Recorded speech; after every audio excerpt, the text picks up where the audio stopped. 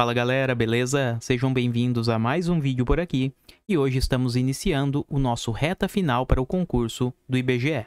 Neste primeiro vídeo vamos falar do Código de Ética, tá? Eu vou levar 2 ou 3 aulas para concluir este assunto.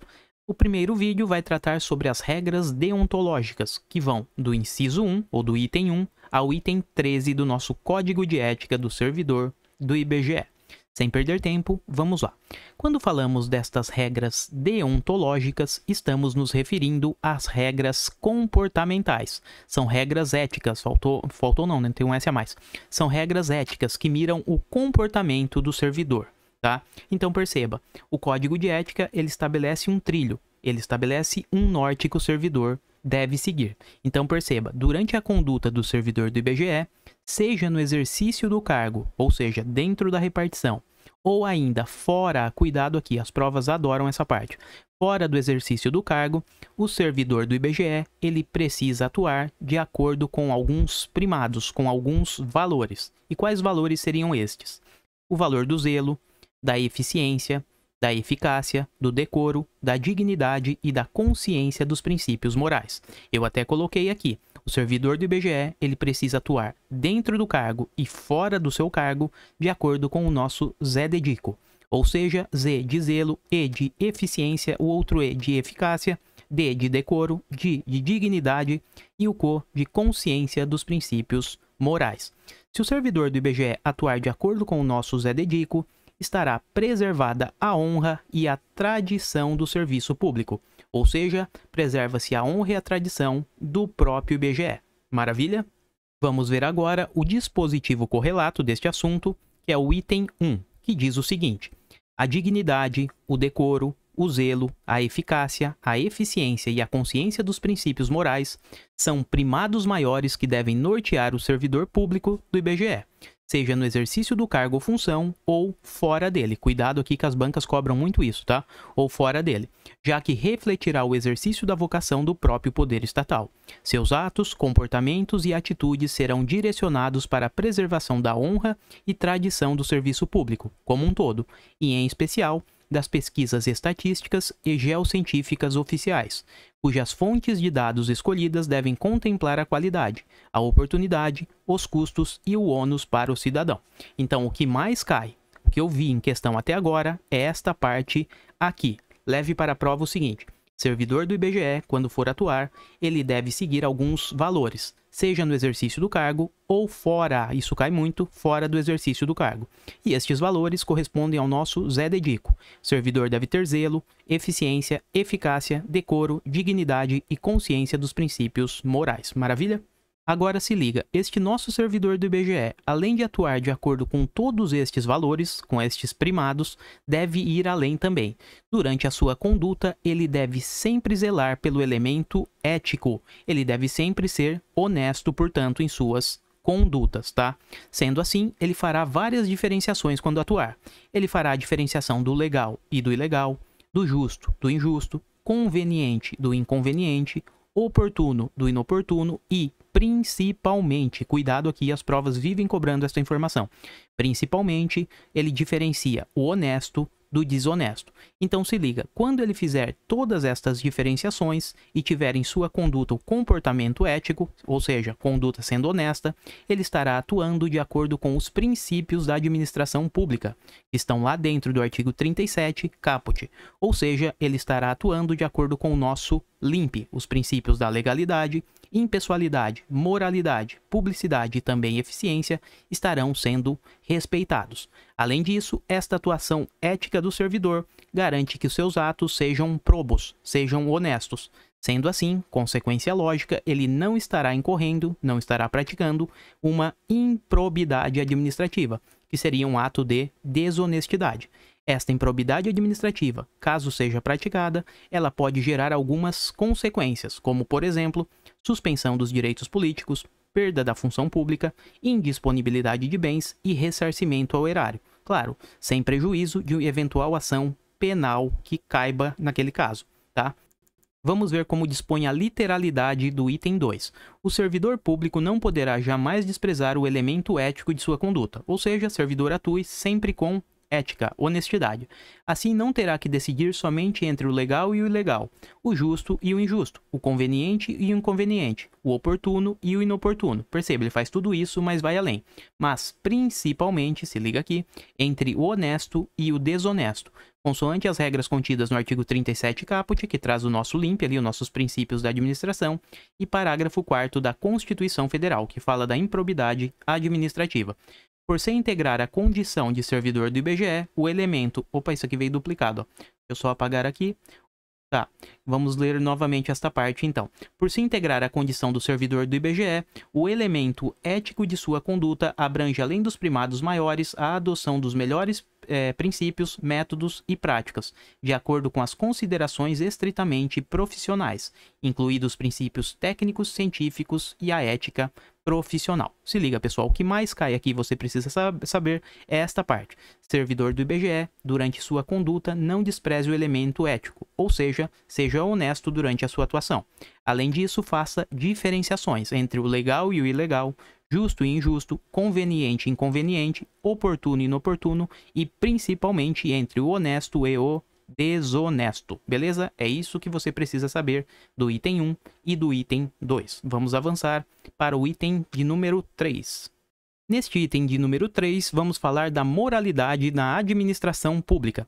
Bom, quando falamos desta moralidade dentro da administração, ela precisa preencher alguns requisitos, algumas condições. Perceba, a primeira delas é diferenciar o que é o bem do mal, tá?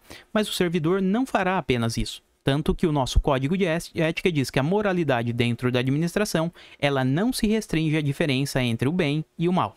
Perceba, o servidor faz isso, mas vai um pouco além, tá?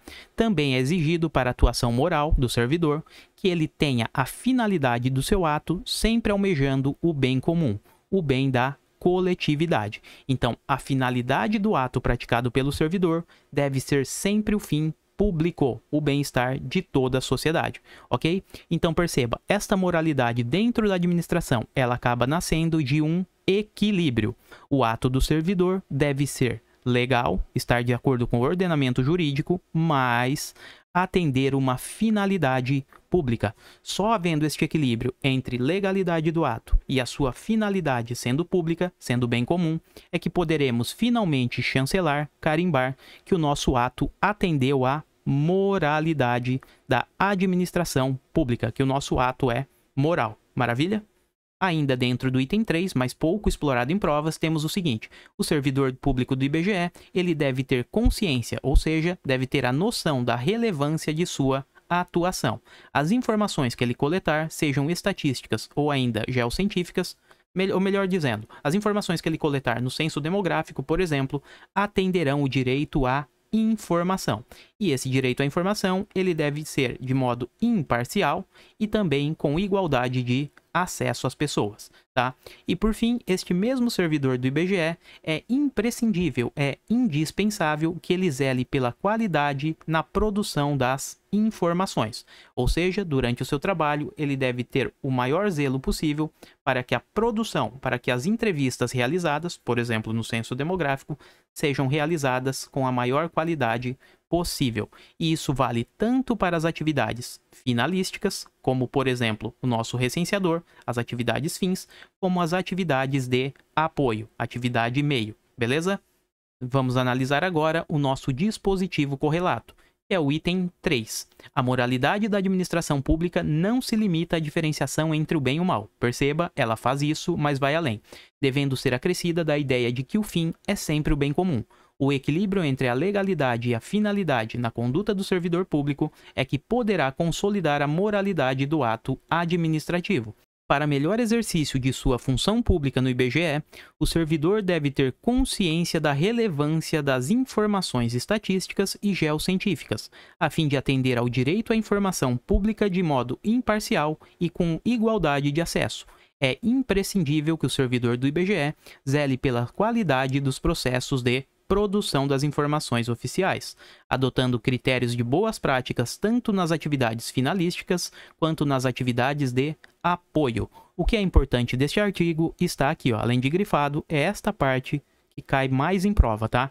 Então, recado final aqui, a moralidade na administração pública, ela não se restringe a diferenciar o bem e o mal. Ela faz isso, mas vai além. O ato, para ser moral, ele precisa ter um equilíbrio. Ele deve estar alinhado na legalidade, ou seja, ser praticado de acordo com o nosso ordenamento jurídico e também, principalmente, ter uma finalidade que busque o interesse da coletividade, ou seja, busque o bem comum. Beleza, pessoal? Seguindo mais um pouco, agora no nosso item 4, vamos tratar da remuneração do servidor.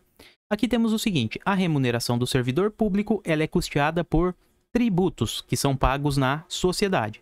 Estes tributos podem ser recolhidos diretamente ou ainda indiretamente. Se liga, como os tributos são pagos pela sociedade, o próprio servidor que receberá a remuneração, ele também está contribuindo para a composição, para a formação do seu salário, tá? Cada tributo que ele paga de forma direta ou indireta, acaba indo um quantitativo para o seu bolso, tá? Para a sua remuneração. Agora perceba, se a sociedade ela paga a remuneração do servidor, ela exige uma contrapartida, algo em troca.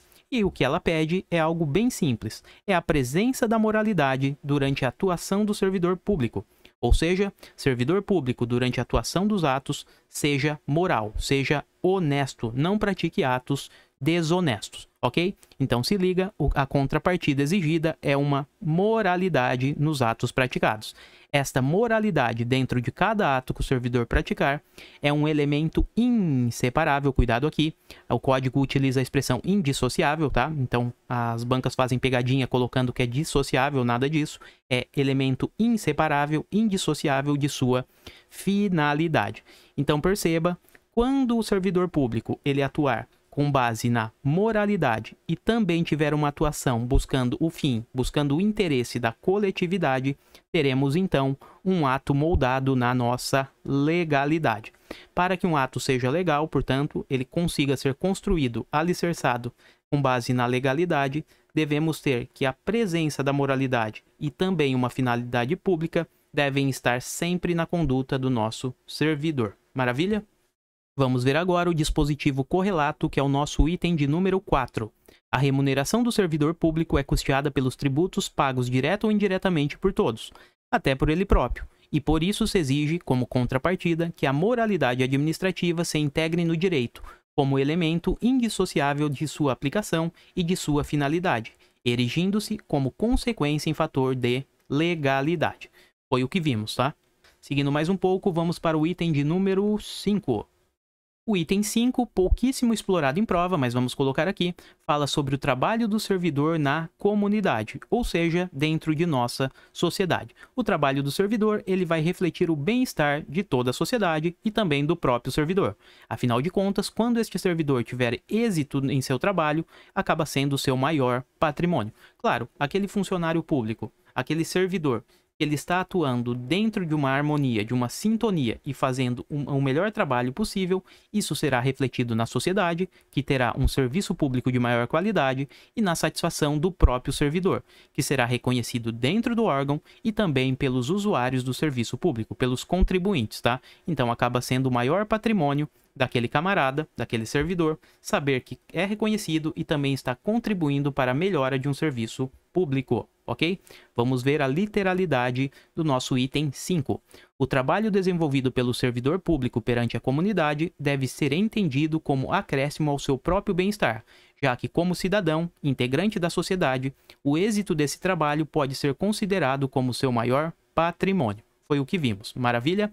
Avançando mais um pouco, vamos agora para o nosso item de número 6. Quando falamos na função pública, estamos aqui identificando como o servidor do IBGE ou de outros órgãos, ele deve se comportar no exercício de suas atribuições. Perceba, o Código de Ética diz que este servidor do IBGE deve atuar com profissionalismo. Então, se exige um exercício profissional. Neste momento, o que o código quer dizer, o recado que dá é o seguinte: servidor do IBGE, não trate o seu cargo, a sua função pública, como hobby, mas sim como uma atividade que vai impactar e mudar a vida de milhões de pessoas. Então, seja profissional. Este exercício profissional, ele abrange duas frentes. Abrange a vida funcional, não poderia ser diferente, né? Ou seja, deve ser profissional o servidor dentro da repartição, dentro do órgão. Mas cuidado, vai além, tá? Isso aqui cai muito em prova. Também deve exigir esse exercício profissional do servidor durante a vida particular, nos atos da vida privada, tá? Então, o servidor, ele deve ser profissional tanto no ambiente funcional como no ambiente particular. Se liga, o Código de Ética fala o seguinte: os atos praticados mesmo que na vida privada, cuidado aqui, interferem no seu conceito de vida funcional. Então, o que faz fora da repartição pode interferir, pode gerar impacto no conceito de vida funcional. Este artigo, ele cai muito em prova, tá? Então, este artigo não, né? Este item, ele cai muito em prova. Então, se liga, tá? Principalmente essa parte. As bancas adoram colocar o seguinte: o exercício profissional do servidor deve ser apenas dentro da repartição, no seu ambiente funcional. Mentira, tanto no ambiente funcional como também na vida privada. Afinal de contas, aqueles atos praticados na vida privada, eles interferem no conceito de vida funcional, na reputação do nosso servidor. Vamos identificar agora a literalidade do nosso item de número 6. A função pública deve ser tida como exercício profissional e, portanto, se integra na vida particular de cada servidor público. Assim, os fatos e atos verificados na conduta do dia a dia, em sua vida privada, poderão acrescer ou diminuir o seu bom conceito na vida funcional. Então, o que ele faz na vida privada pode acrescer ou diminuir o conceito na vida funcional. Ok, pessoal? Seguindo mais um pouco, vamos avançar e veremos agora a nossa publicidade. Quando falamos desta publicidade, o que devemos levar para a nossa prova é o seguinte: via de regra, todos os atos praticados, perceba, eu disse via de regra, tá? Todos os atos praticados serão públicos. Isso acaba facilitando o controle do administrado, ou seja, do contribuinte, com os atos praticados pelo administrador, pelo gestor da coisa pública. Então, a regra, justamente para esse controle, é a publicidade dos atos. Perceba, inclusive aquelas leis, regulamentos e medidas que vão reger, que vão orientar a operação do IBGE, também devem ser públicos, justamente pela nossa regra da publicidade. Esta publicidade, a regra da publicidade, ela vai garantir a eficácia do ato. Claro, o ato, a partir de publicado, normalmente no Diário Oficial, acontece isso, né? Ele será considerado eficaz, ele será válido, e também a moralidade, a honestidade daquele ato através da sua publicação. Perceba, se ausente a publicação, estaremos ferindo uma regra. Afinal de contas, a regra é que os atos serão publicados. Então, se esta regra não for respeitada, se estiver ausente ou omissa a publicidade de um ato, teremos um comprometimento ético contra o bem comum. Tá? Então perceba, regra geral, publicidade dos atos. Se eventualmente esta regra for descumprida, teremos um comprometimento ético contra o bem comum. E quem vai causar este comprometimento ético é justamente aquele camarada que deveria dar a publicidade do ato e não o fez. Este camarada estará sendo, portanto, antiético. Beleza? Então vimos a regra geral da publicidade. Se é uma regra geral, teremos exceções. E o Código de Ética traz 4 exceções. A primeira delas é em relação a atos que envolvam segurança nacional. Estes atos não poderão ser publicados. Afinal de contas, correspondem a uma exceção. Além destes atos, também não poderão ser publicados atos que envolvam investigações policiais. Além disso, aqueles outros atos que envolvam também o interesse superior, tanto do Estado como da administração pública. Nestes 3 casos, segurança nacional, investigações policiais e interesse superior do Estado ou da administração pública, teremos um processo que correrá em sigilo. E por fim, a última exceção, o último ato que não poderá ser publicado, que deve ser garantido confidencialidade, são aqueles dados individuais coletados pelo IBGE, sejam de pessoas físicas ou ainda de pessoas jurídicas. Estes dados, na realidade, né, eles serão confidenciais e utilizados exclusivamente para fins estatísticos. Aqui, como exemplo, temos aqueles dados coletados pelo IBGE no processo de coleta de informações, o censo demográfico, ok? Então, os dados coletados no censo demográfico, eles serão confidenciais, sigilosos e utilizados apenas para fins de estatística. Maravilha? Então vimos que a publicidade é a regra geral e com ela temos garantida a eficácia e a moralidade. E por fim, há 4 exceções no nosso Código de Ética que a publicidade não pode ser dada: em caso de segurança nacional, investigações policiais, interesse superior do Estado ou da administração pública e aqueles dados coletados pelo IBGE de pessoas físicas ou jurídicas que serão confidenciais, utilizados apenas para fins estatísticos.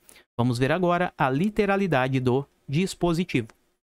Item 7. Salvo os casos de segurança nacional, investigações policiais ou interesse superior do Estado e da administração pública a serem preservados em processo previamente declarado sigiloso, nos termos da lei, a publicidade de qualquer ato administrativo constitui requisito de eficácia e moralidade, ensejando sua omissão comprometimento ético contra o bem comum, imputável a quem negar.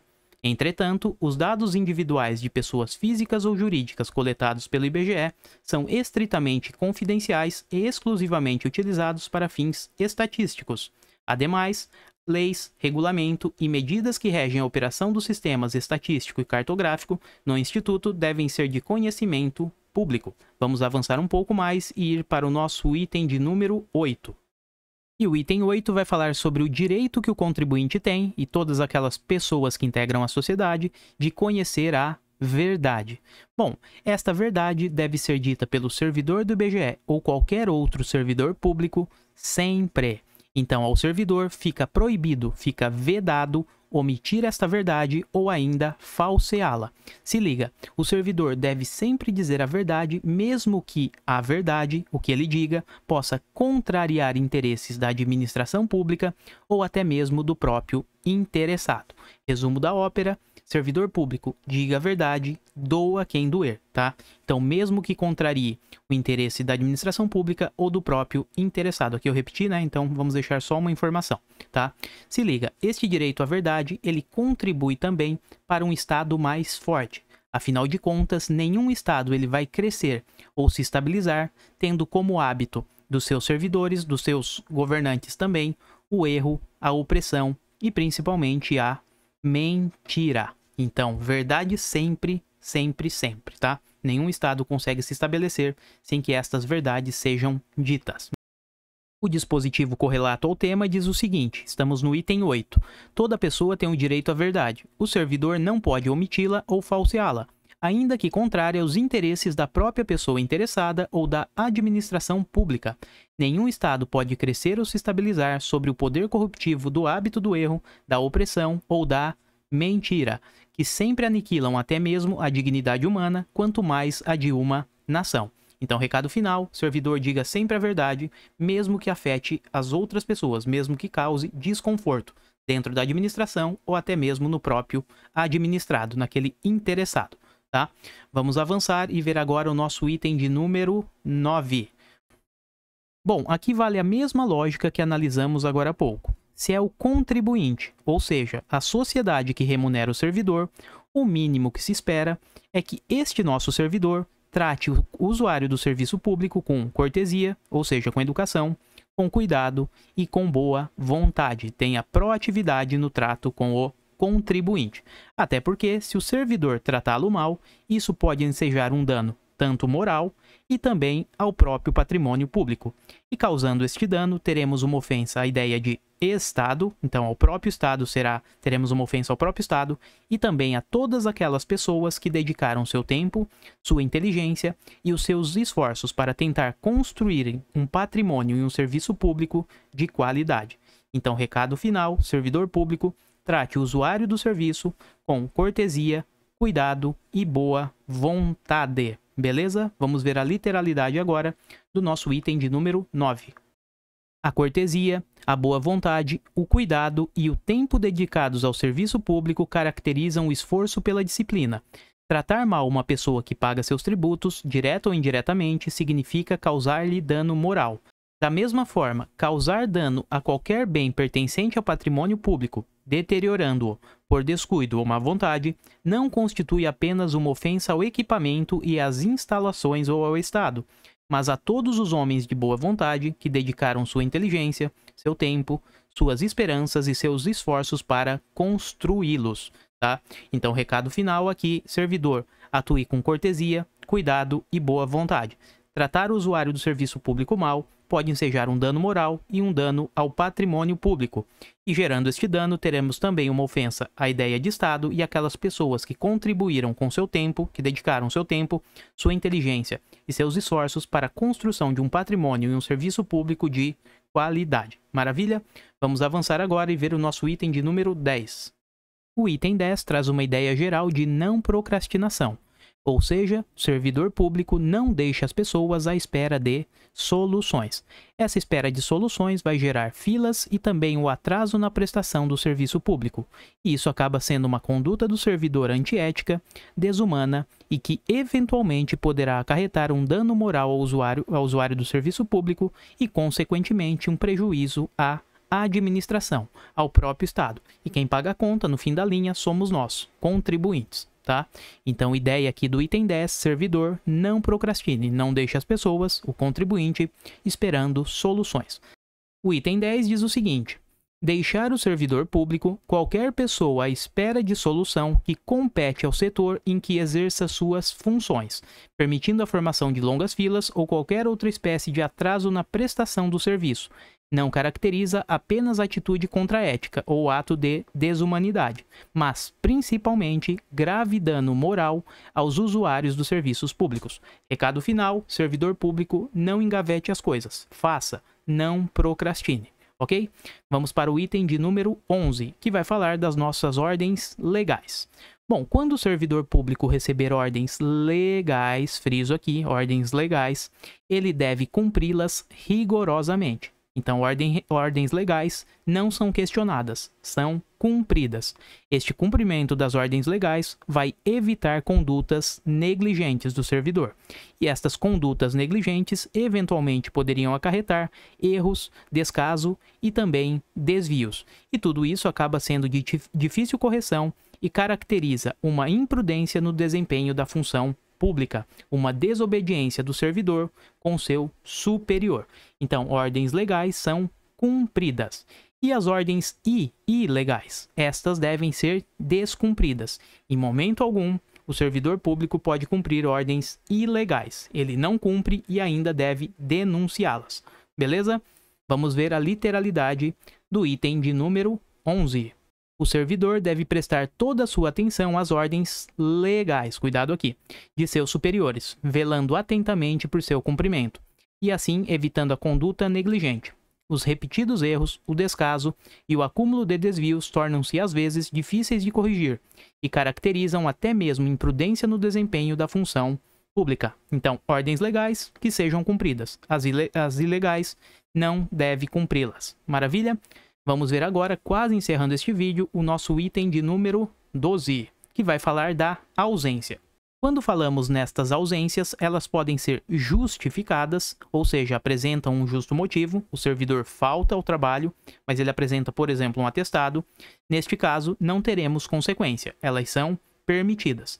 Agora, as ausências injustificadas, quando o servidor não comparece ao ambiente de trabalho e não dá qualquer motivo, qualquer justificativa, estas podem levar a duas consequências. A primeira delas, a desmoralização do próprio serviço público. Afinal de contas, aquele servidor não estará lá para atender a demanda da população. Outra consequência que pode surgir é uma desordem, é um conflito nas relações humanas. Tanto uma desordem, tanto um conflito envolvendo o servidor que faltou com a sua chefia imediata, como também o servidor que faltou com o contribuinte. Se no dia seguinte o contribuinte chega e percebe que aquele servidor voltou ao local de trabalho e que no dia anterior não estava, pode ali gerar um conflito generalizado, ok? Vamos ver a literalidade do item 12. Toda ausência injustificada, cuidado aqui, do servidor de seu local de trabalho é fator de desmoralização do serviço público, o que quase sempre conduz à desordem nas relações humanas. Foi o que vimos agora. E finalmente, para encerrar esta parte das regras deontológicas, vamos analisar um item gigantesco, que é o nosso item de número 13. Bom, este nosso item 13, que eu não vou fazer a leitura aqui, senão vai ficar muito cansativo, então eu peço que vocês pausem o vídeo e deem essa lida no dispositivo, basicamente diz o seguinte: deve existir nas relações envolvendo servidor com os colegas de trabalho e também com os cidadãos, e além disso, nas relações, nas interações entre o IBGE com o IBGE, ou seja, dentro do próprio órgão, ou ainda envolvendo o IBGE e outras instituições, ou seja, nas relações externas. Deve existir um caráter colaborativo e participativo, o que significa que uma pessoa, um órgão, deve ajudar o outro. Então, resumidamente, temos o seguinte: o servidor, durante a sua atuação, ele deve respeitar os colegas de trabalho e também os cidadãos. Além disso, deve haver um caráter colaborativo e participativo quando envolver IBGE interagindo com o IBGE, ou seja, aqui estamos numa relação interna dentro do mesmo órgão, e também naquelas relações externas, IBGE com outras instituições, sejam instituições nacionais ou até mesmo instituições internacionais. Tudo isso acaba melhorando a coerência das informações coletadas e conseguiremos assim ter um sistema mais eficiente e coerente mundialmente, tá? As informações estatísticas e cartográficas coletadas, elas conseguirão seguir uma coerência, a ideia de unidade, portanto. Fechou, pessoal? E assim conseguimos encerrar os 13 itens iniciais do nosso código de ética, matamos todas as regras deontológicas e voltaremos no próximo vídeo para encerrar o nosso conteúdo. Se curtiu, deixa um like, se inscreve no canal que isso fortalece demais, galera. Valeu, até a próxima e eu fui!